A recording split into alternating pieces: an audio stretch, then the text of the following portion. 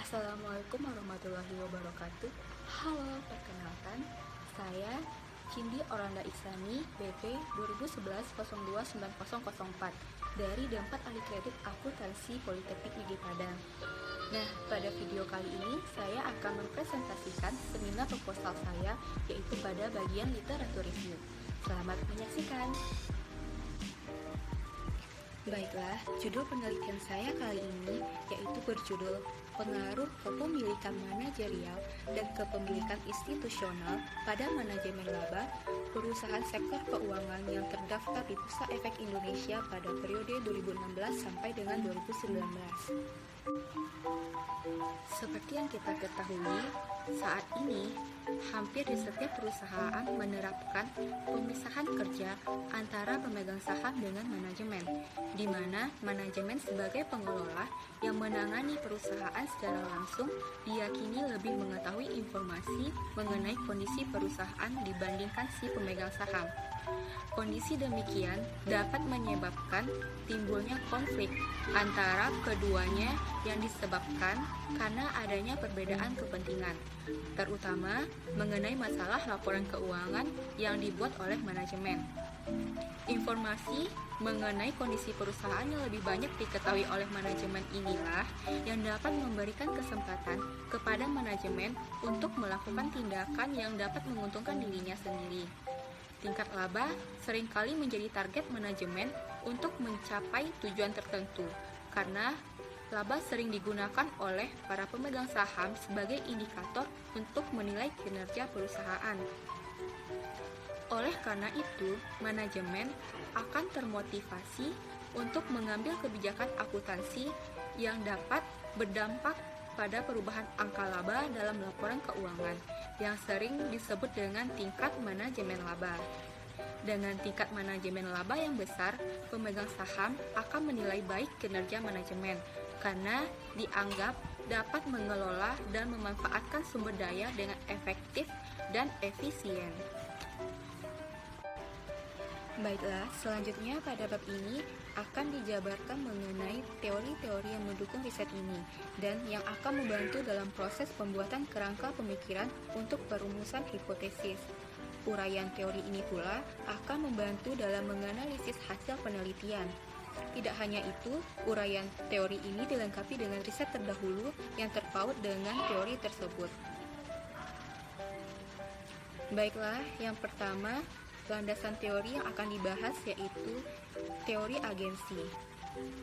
Teori agensi memiliki asumsi bahwa masing-masing individu semata-mata termotivasi oleh kepentingan diri sendiri, sehingga menimbulkan konflik kepentingan antara prinsipal atau pemilik dengan agen atau manajer.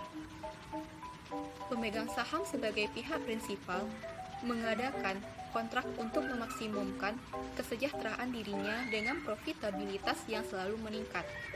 Manajer sebagai agen termotivasi untuk memaksimalkan pemenuhan kebutuhan ekonomi. Masalah keagenan muncul karena adanya perilaku oportunistik dari agen, yaitu perilaku manajemen untuk memaksimumkan kesejahteraannya sendiri yang berlawanan dengan kepentingan prinsipal. Manajer memiliki dorongan untuk memilih dan menerapkan metode akuntansi yang dapat memperlihatkan kinerjanya yang baik untuk tujuan mendapatkan bonus dari prinsipal. Selanjutnya, kepemilikan institusional.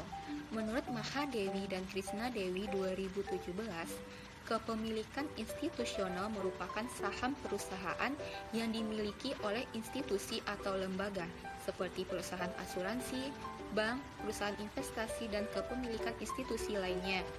Pada umumnya, institusi menyerahkan tanggung jawab kepada divisi tertentu untuk mengelola investasi perusahaan. Keberadaan institusi yang memantau secara profesional perkembangan investasinya menyebabkan tingkat pengendalian terhadap tindakan manajemen sangat tinggi, sehingga potensi kecurangan dapat ditekan. Dengan adanya kepemilikan institusional di suatu perusahaan akan mendorong peningkatan pengawasan terhadap kinerja manajemen agar lebih optimal. Hal ini disebabkan kepemilikan saham institusional memiliki kekuatan atau wewenang yang memungkinkan untuk mendukung atau menolak kinerja manajerial perusahaan. Selanjutnya, manajemen laba. Perilaku manajemen laba dapat dijelaskan melalui positif accounting teori dan agensi teori.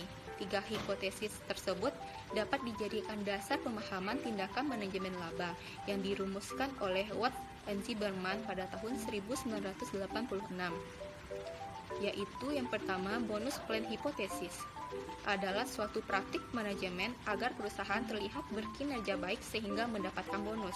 Yang kedua, debt to equity hipotesis adalah suatu praktik di mana manajemen menaikkan laba perusahaan karena rasio hutang terhadap modal yang tinggi. Hal tersebut berguna untuk menutupi hutang yang tinggi tersebut dengan laba yang tinggi agar investor tertarik untuk investasi di perusahaan tersebut. Dan yang ketiga, yaitu political cost hypothesis, adalah suatu praktek manajemen laba dengan menurunkan pendapatan yang diterima perusahaan untuk mengurangi pembayaran pajak yang besar oleh perusahaan.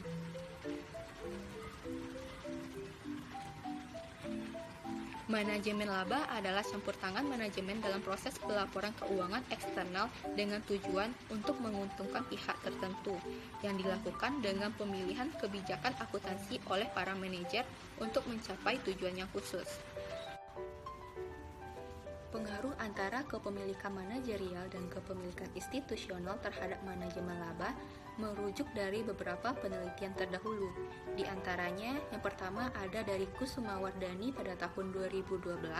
Penelitian ini meneliti tentang pengaruh corporate governance, struktur kepemilikan, dan ukuran perusahaan terhadap manajemen laba, di mana metode sampel yang digunakan merupakan metode purposive sampling. Sampel yang digunakan dalam penelitian ini perusahaan manufaktur yaitu dari tahun 2006 sampai dengan 2010. Hasil penelitiannya yaitu corporate governance, struktur kepemilikan di mana kepemilikan manajerial dan kepemilikan institusional dan ukuran perusahaan secara simultan berpengaruh signifikan terhadap manajemen laba.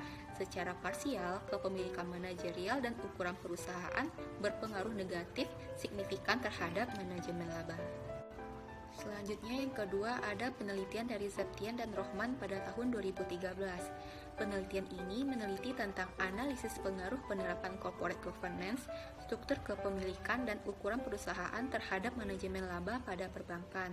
Pengambilan sampel pada penelitian ini menggunakan metode purposive sampling, yaitu pengambilan sampel sesuai dengan kriteria tertentu. Sampel yang digunakan adalah perusahaan perbankan yang terdaftar di Bursa Efek Indonesia selama periode 2009 sampai dengan 2010.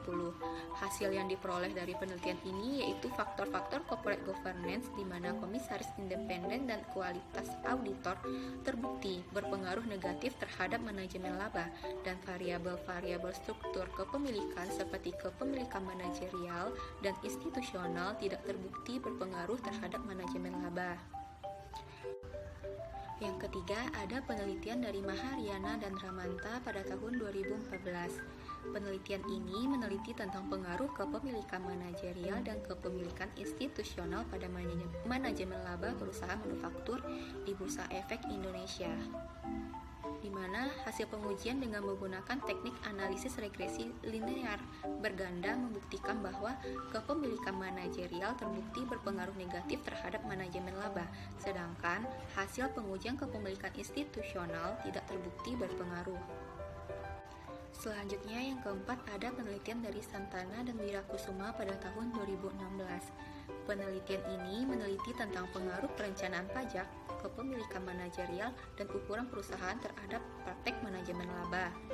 Sampel yang digunakan dalam penelitian ini yaitu perusahaan manufaktur dari tahun 2008 sampai dengan 2010. Teknik analisis yang digunakan adalah teknis analisis regresi linear berganda. Hasil pengujian menunjukkan perencanaan pajak berpengaruh positif terhadap praktek manajemen laba, sedangkan kepemilikan manajerial dan ukuran perusahaan menunjukkan tidak berpengaruh. Yang kelima, ada dari Sudianto dan Husaini pada tahun 2016. Penelitian ini meneliti tentang pengaruh kepemilikan institusional, kepemilikan manajerial, dan leverage terhadap manajemen laba dan konsekuensinya terhadap nilai perusahaan. Sampel dari penelitian ini adalah perusahaan yang menggunakan right issue di Bursa Efek Indonesia selama periode 2009 sampai dengan 2013. Hasil penelitian menunjukkan bahwa kepemilikan institusional berpengaruh terhadap manajemen laba, kepemilikan manajerial dan leverage tidak berpengaruh terhadap manajemen laba. Manajemen laba berpengaruh terhadap nilai perusahaan. Yang keenam ada dari Kristanti dan Hendratno, yaitu pada tahun 2017. Penelitian ini meneliti tentang kepemilikan institusional, kepemilikan manajerial, dan kualitas audit terhadap manajemen laba. Unit analisis dalam penelitian ini adalah laporan keuangan perusahaan subsektor batubara yang terdaftar di Bursa Efek Indonesia pada tahun 2012 sampai dengan 2015. Teknik pemilihannya yaitu menggunakan purposive sampling. Hasil penelitian menunjukkan bahwa kepemilikan institusional tidak berpengaruh secara signifikan terhadap manajemen laba, sedangkan kepemilikan manajerial berpengaruh secara signifikan terhadap arah negatif dan kualitas audit berpengaruh signifikan terhadap arah positif terhadap manajemen laba. Selanjutnya yang ketujuh ada penelitian dari Mahadewi dan Krishna Dewi pada tahun 2017. Penelitian ini meneliti tentang pengaruh kepemilikan manajerial, institusional, dan proporsi Dewan Komisaris Independen pada manajemen laba. Penelitian ini dilakukan pada seluruh perusahaan manufaktur di Bursa Efek Indonesia pada tahun 2009 sampai dengan 2013. Melalui metode purposive sampling, teknik analisis yang diterapkan adalah teknik analisis regresi linear berganda. Hasil penelitian menunjukkan bahwa kepemilikan manajerial, kepemilikan institusional, dan proporsi dewan komisaris berpengaruh negatif signifikan pada manajemen laba. Selanjutnya, yang kesembilan ada dari penelitian Artawan dan Wirasedana pada tahun 2018. Penelitian ini meneliti tentang pengaruh kepemilikan manajerial, kebijakan hutang, dan ukuran perusahaan terhadap manajemen laba. Sampel dalam penelitian ini yaitu perusahaan jasa non-keuangan yang terdaftar di Bursa Efek Indonesia pada tahun 2012 sampai dengan 2015. Berdasarkan hasil uji koefisien determinasi, pengaruh kepemilikan manajerial, kebijakan hutang, dan ukuran perusahaan berpengaruh 30,6% terhadap manajemen laba. Selanjutnya yang terakhir, yang ke-10 ada penelitian dari Alfionita pada tahun 2019. Penelitian ini meneliti tentang pengaruh kepemilikan institusional, kepemilikan manajerial, dewan komisaris independen, free cash flow, dan financial distress terhadap manajemen laba. Sampel yang digunakan dalam penelitian ini adalah perusahaan yang terdaftar di Jakarta Islamic Index pada periode 2014 sampai dengan 2018. Perusahaan yang ditentukan berdasarkan metode purposive sampling. Penelitian ini menggunakan metode regresi linear berganda untuk menguji pengaruh kepemilikan institusional, kepemilikan manajerial, dewan komisaris independen, free cash flow, dan financial distress terhadap manajemen laba. Hasil penelitian ini menunjukkan bahwa kepemilikan institusional, dewan komisaris independen ini menunjukkan dan free cash flow tidak berpengaruh terhadap manajemen laba. Kepemilikan manajerial berpengaruh negatif terhadap manajemen laba, dan financial distress berpengaruh positif terhadap manajemen laba. Yang ketiga, perumusan hipotesis. Hipotesis memperlihatkan hubungan tertentu antara dua variabel atau lebih. Dalam penelitian ini, ada dua hipotesis yang akan diuji, yaitu yang pertama, pengaruh kepemilikan manajerial terhadap manajemen laba, sedangkan yang kedua, pengaruh kepemilikan institusional terhadap manajemen laba. Yang pertama, pengaruh kepemilikan manajerial terhadap manajemen laba. Peningkatan kepemilikan manajerial dapat digunakan sebagai cara untuk mengurangi konflik keagenan. Perusahaan meningkatkan kepemilikan manajerial untuk mensejajarkan kedudukan manajer dengan pemegang saham, sehingga bertindak sesuai dengan keinginan pemegang saham. Dengan meningkatnya persentase kepemilikan, manajer termotivasi untuk meningkatkan kinerja dan bertanggung jawab meningkatkan kemakmuran pemegang saham. Pada kepemilikan yang menyebar, masalah keagenan terjadi antara pihak manajemen dengan pemegang saham. Sebagai konsekuensinya, manajer menuntut kompensasi yang tinggi sehingga meningkatkan biaya keagenan. Pada kondisi ini, konflik keagenan diatasi dengan meningkatkan kepemilikan manajerial. Kepemilikan seorang manajer akan ikut menentukan kebijakan dan pengambilan keputusan terhadap metode akuntansi yang diterapkan pada perusahaan yang mereka kelola. Persentase tertentu kepemilikan saham oleh pihak manajemen cenderung mengurangi tindakan manajemen laba. Dari hasil penelitian Mahariana dan Ramanta tahun 2014 menunjukkan bahwa kepemilikan manajerial terbukti berpengaruh negatif terhadap manajemen laba. Sedangkan menurut Kristanti dan Hedratno tahun 2017 juga membuktikan bahwa kepemilikan manajerial berpengaruh secara signifikan ke arah negatif. Adapun menurut Mahadewi dan Krisnadewi tahun 2017, hasil penelitian menunjukkan bahwa kepemilikan manajerial berpengaruh negatif signifikan pada manajemen laba. Sedangkan menurut Utari dan Sari pada tahun 2017 juga menyebutkan kepemilikan manajerial berpengaruh negatif pada manajemen laba. Selanjutnya, Alfionita pada tahun 2019 dalam penelitiannya, kepemilikan manajerial berpengaruh negatif terhadap manajemen laba. Berdasarkan uraian tersebut, maka hipotesis yang diajukan adalah kepemilikan manajerial berpengaruh negatif terhadap manajemen laba. Selanjutnya, hipotesis yang kedua yaitu pengaruh kepemilikan institusional terhadap manajemen laba. Kepemilikan institusional memiliki kemampuan untuk mengendalikan pihak manajemen melalui proses monitoring secara efektif, sehingga dapat mengurangi manajemen laba. Kepemilikan institusional juga memiliki potensi untuk mengarahkan peran monitoring dan hak suara terhadap manajer, karena pemegang saham dapat mempengaruhi pengaruh bisnis antara mereka dengan perusahaan. Tindakan pengawasan perusahaan oleh pihak pemegang saham dapat mendorong manajer untuk lebih memfokuskan perhatiannya terhadap kinerja perusahaan, sehingga akan mengurangi perilaku untuk mementingkan diri sendiri. Dari hasil penelitian Mahadewi dan Krisnadewi tahun 2017 menunjukkan bahwa kepemilikan institusional berpengaruh negatif signifikan pada manajemen laba. Adapun penelitian dari Utari dan Sari pada tahun 2017 juga menyebutkan bahwa kepemilikan institusional berpengaruh negatif pada manajemen laba. Berdasarkan uraian tersebut, maka hipotesis yang diajukan yaitu kepemilikan institusional berpengaruh negatif terhadap manajemen laba. Selanjutnya, berdasarkan tinjauan pustaka dan hipotesis yang telah dikembangkan, maka dapat disajikan kerangka pemikiran untuk menggambarkan hubungan variabel independen.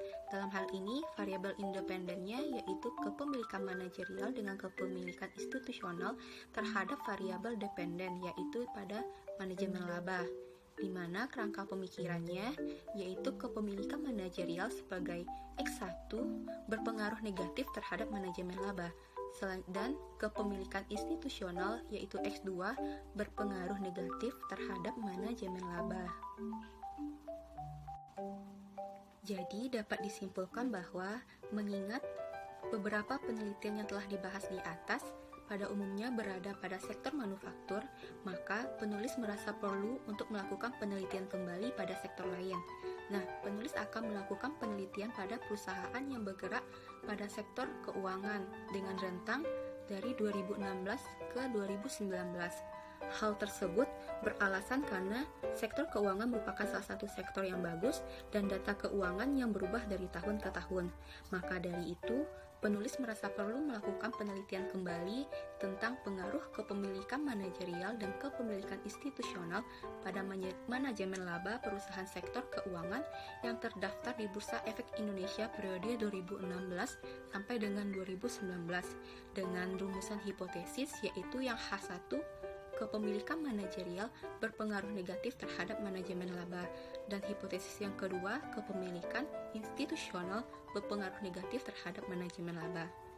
Sekian dari saya, terima kasih atas segala perhatian dan mohon maaf atas segala kekurangan. Assalamualaikum warahmatullahi wabarakatuh.